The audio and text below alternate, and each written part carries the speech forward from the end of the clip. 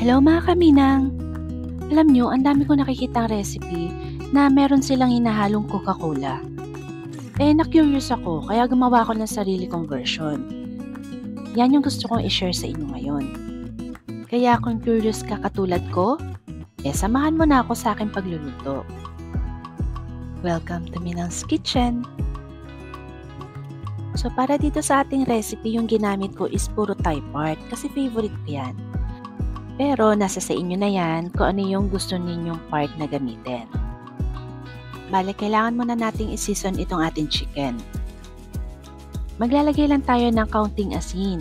Basta magkaroon lang ng sariling lasa yung meat natin. Then lamas-lamasin nyo o i-massage nyo itong ating chicken. Then let it rest for 5 to 10 minutes. After that, isi-sear muna natin yung ating chicken. Medium-high flame yung gagamitin natin. Then, maglagay kayo ng kaunting mantika. Ngayon, kapag ready na yung ating pan, ilagay na natin yung ating chicken. Yung uunahin nga pala natin ay yung side na merong balat. Tapos, isi-sear natin yan for 2 to 3 minutes or kapag nakita nyo na crusted and light brown na yung balat ng ating chicken, that's the time na pwede na natin siyang baliktarin. So, yung kabilang side, same procedure lang yung gagawin natin. Kapag medyo crusted na yung side na yon, pwede na nating alisin sa pan, then set aside. Pagkatapos, ibaba natin yung ating apoy sa medium bago tayo mag-saute. Proceed naman tayo ngayon sa ating sauce. On the same pan, mag-saute tayo ng minced garlic. Aantayin lang natin to na bumango or umamoy for about 30 seconds. Then, add na natin yung ating minced onions. Saute this for 30 seconds to 1 minute or hanggang maging translucent. Tapos, i-add na natin yung sunod pa nating mga ingredients.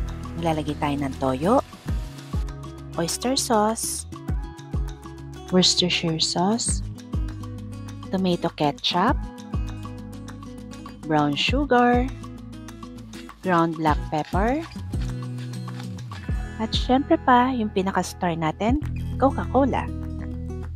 Haluin natin to na maigi hanggang sa makumbay natin yung mga ingredients na inilagay natin. Pagkatapos, antayin natin yan hanggang sa medyo kumulo na siya. So ayan, nakikita nyo mayroon na siya mga little bubbles. Pwede na natin ilagay yung ating chicken. But this time, uunahin natin yung part na walang balat. At huwag niyong kalimutan na ilagay yung mga juices na galing dun sa ating chicken.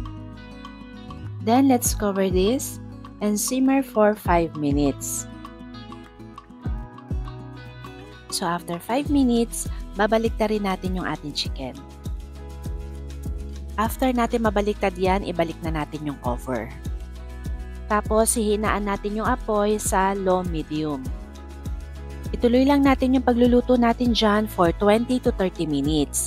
And in between, balibaliktarin nyo din yan para mas pantay yung magiging luto ng ating chicken. At habang inaantay natin yan, baka hindi ka pa nakasubscribe sa Minang's Kitchen. Pag nakita mo yung subscribe button at notification bell, i-click mo na yan para lagi kang updated sa mga bagong uploads natin. I-follow mo na rin ang Minang's Kitchen sa Facebook, IG, at sa iba pang social media platforms. By this time, malambot na yung chicken natin. So yung gagawin natin, i-continue lang natin yan i-simmer hanggang sa magtiken na yung ating sauce. At habang inaantay natin yan magtiken, i-pour over lang natin yung sauce dito sa ibabaw ng chicken natin para mas kumapit pa yung sauce dito sa ating chicken. At ayan na mga kaminang, luto na itong ating chicken. Ang sarap! At ito na yung aking version ng Coca-Cola chicken. Sana ay nagustuhan nyo itong recipe na i-share ko sa inyo. Sigurado ko na magugustuhan ng pamilya mo to kaya wag mo kakalimutan na ilista ito sa mga lulutuin mo. Kaya mga kaminang, wag mong kalimutan ang mag-subscribe, like, comment, at i-share itong ating video.